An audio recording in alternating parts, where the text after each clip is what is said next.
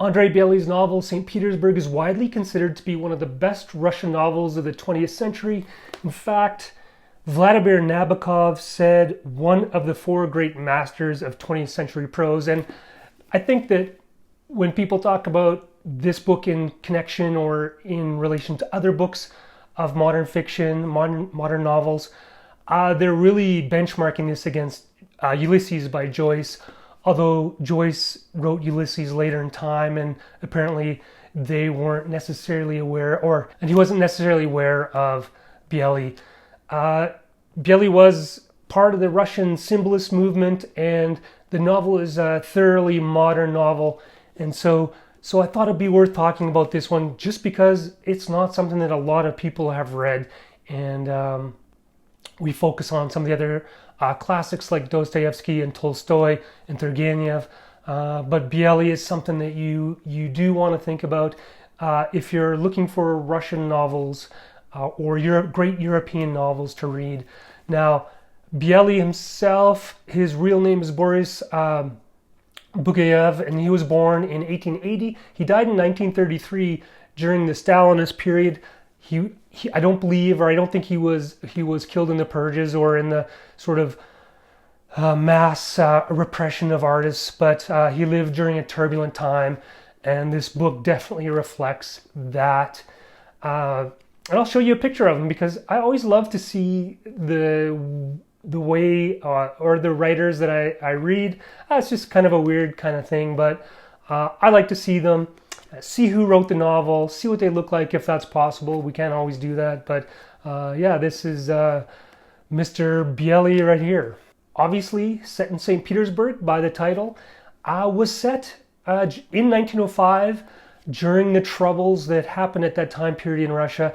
Now, we all know about 1917, World War I, the Russian Revolution, but that period was in many ways foreshadowed by the events of 1905. Russia and Japan fought a little-known war, the Russo-Japanese War, and the Japanese absolutely humiliated the Russians. There was troubles across the empire. The Tsarist forces, I guess, opened fire on protesters, peaceful protesters in St. Petersburg in 1905 as well. It's known to Russians as a Bloody Sunday. And there were strikes. There was the kind of tumult in St. Petersburg and around Russia that came up again, although on a much bigger scale during the First World War. So that's where the novel set, and this book really captures how that felt at that time. Everything in the book is set in a way that you really feel the sickness of the system, the sickness of the culture. The Neva is alive. It's roiling and boiling all the time, and the fog is thick and it's yellow, and the city or the characters as they walk through the streets seem to be surrounded by smokestacks. Even when they're inside the walls, the wallpaper, it's yellow. There's a common theme of sort of vermin, lice, and there's a fear. So it really is set in a way that evokes the trouble of the time and the decay and the sickness and the feeling of death that's sort of constricting and trapping the characters within the physical space the book is set. And it's actually weird because like at least one of the main characters is even sort of scared of open spaces and scared of the thought of being outside the constricted space. So it's a very evocative book, the way that it's written. And this decay and this sickness in the streets and the characters flow through the book, and it's very Dostoevskian in that sense. So the setting and the book and the flow is really very interesting from that perspective. Now the plot itself, is really about the relationship between a father and a son. This is a fairly reoccurring theme in Russian literature, but they have a broken relationship. They're living a lie. They both think that the other is a scoundrel. The mother has abandoned them. She's fled, I guess, absconded with a sort of an artsy type lover to Italy, I believe. And so they're trapped in this relationship. The son is a student. He's an intellectual. He's the main character, Nikolai. He's an intellectual, an advocate of a revolution, but a rich kid and more of a dilettante than anything. And the father is a high-ranking bureaucrat in the Tsarist bureaucracy, sort of vacuous, but spends his time seeing the world in mathematical shapes. And the relationship, like I said, is broken. And so what happens is that, and I'm not going to give any real spoilers here, Nikolai makes a sort of an impulsive promise to a group of revolutionaries to assist in the revolution when the time comes. And the novel is based around the fact that this promise is about to be fulfilled, and the revolutionaries come and they ask him to hold a bomb that is in a sardine can, actually, and it's got a key that you turn to set off the bomb, and you can turn it to lengthen the time that it takes. But so Nikolai has this bomb, and he's storing it in his room, and various things are happening all around him, and this all takes place within a 24-hour period. Basically, there's a little bit that falls out of that, and also kind of the epilogue, but the core of the action, it takes place within a very short, very tight 24-hour period on the streets and in the houses and amongst the main characters. So like the TV show of the name 24, it's actually compels the plot to be very quick and rapid. So to that extent that it's a very it's a mover.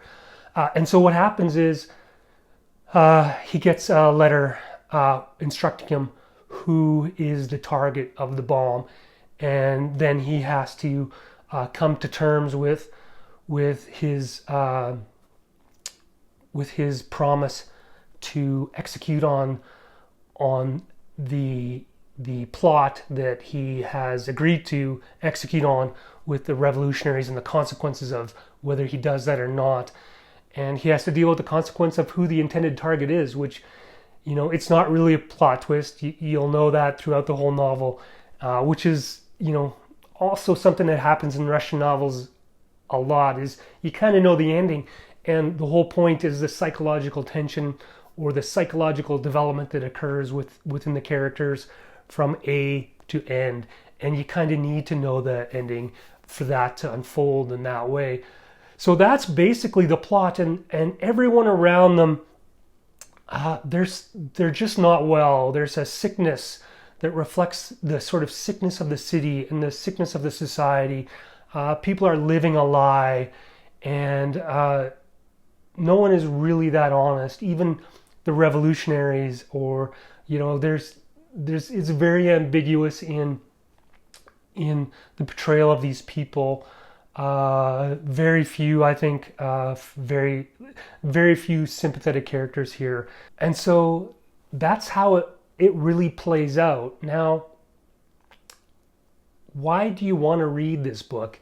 I think there's two reasons, and there's probably more, but two reasons for me. And I'm going to say this on my channel quite a bit, but for me, a book has to have at least two levels. One is the enjoyment factor, like just the readability of the book. Is it fun to read? Is it compelling? Do you stick to the book? Does it pull you in? And this book definitely does. Unlike a lot of Russian novels, there isn't a 300 or 400 page stretch of just getting into the story. So this is a shorter book.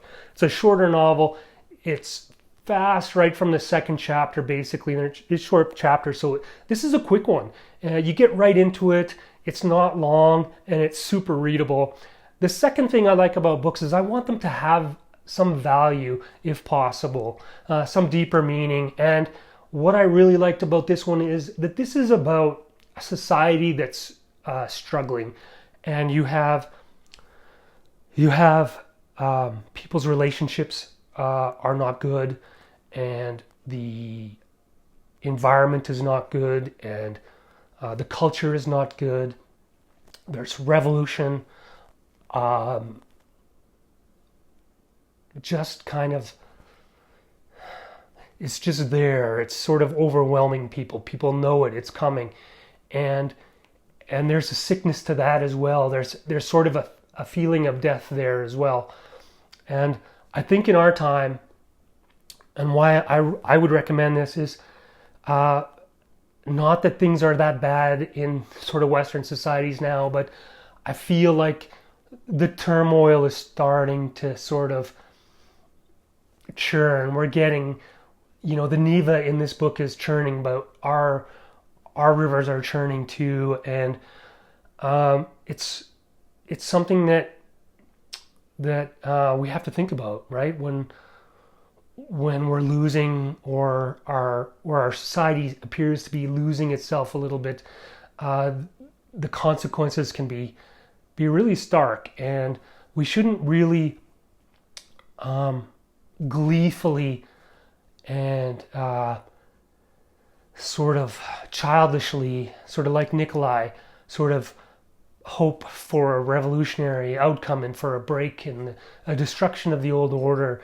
We shouldn't necessarily hope for revolution. We shouldn't necessarily hope for collapse or decline or the loss of the old order.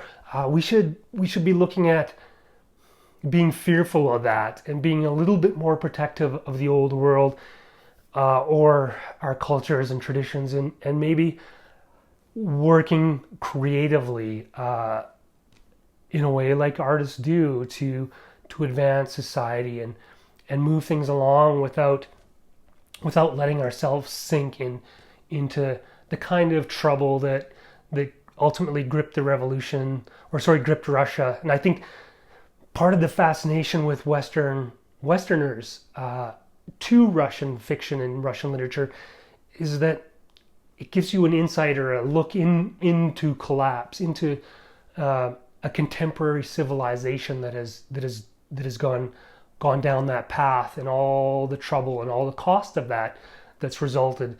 And St. Petersburg is a book that reminds us of the fact that these events, these outcomes, aren't necessarily the path that we want to take, and maybe building and saving and working together might be a better option to deal with some of the problems that might be coming in the future.